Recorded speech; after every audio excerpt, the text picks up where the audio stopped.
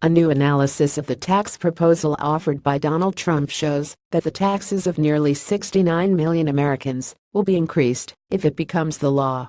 At the same time, the legislation would cut taxes for the wealthiest Americans like Trump and give away billions to the families of the ultra-wealthy, like Donald Trump. The Nonpartisan Tax Policy Center crunched the numbers in the Unified Framework for Fixing Our Broken Tax Code that was put together by Trump's Treasury Department and congressional Republicans. What they uncovered is that by 2027, taxes would rise for roughly 1/4 of taxpayers under the Trump plan.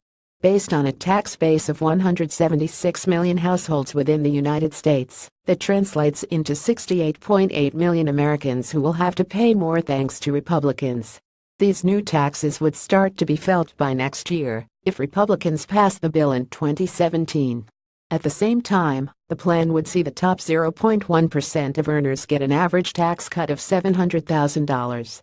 The assortment of millionaires and billionaires in Trump's cabinet, including Treasury Secretary Steven Mnuchin, who helped to create the plan, would make out like bandits.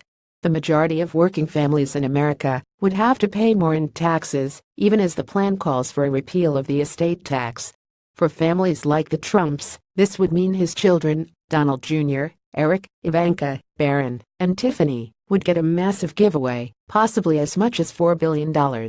The toxicity of the Trump tax hike was on full display when the White House's top salesman for the scheme, Gary Cohn, demanded that reporters ignore how skewed the plan is in favor of families like the Trumps. House Speaker Paul Ryan, who helped to create the plan, said he was really excited about its contents, raising taxes for ordinary Americans, cutting taxes for corporations and the super wealthy. The Trump administration is under fire for wealthy cabinet members traveling in luxury accommodations on the taxpayer's dime, but the money in that corruption scandal pales in comparison to the billions the tax plan would give away, incurring over $2 trillion in deficits. As they have in the past, Republicans would likely call for cuts to Social Security and Medicare, even as the Trump family would receive more funds to spend on ostentatious gold-accented furniture. Republicans have traditionally been associated with disastrous tax cuts, of the sort passed by former President George W. Bush in 2002, that helped to create the Great Recession. But tax increases are an unusual tactic.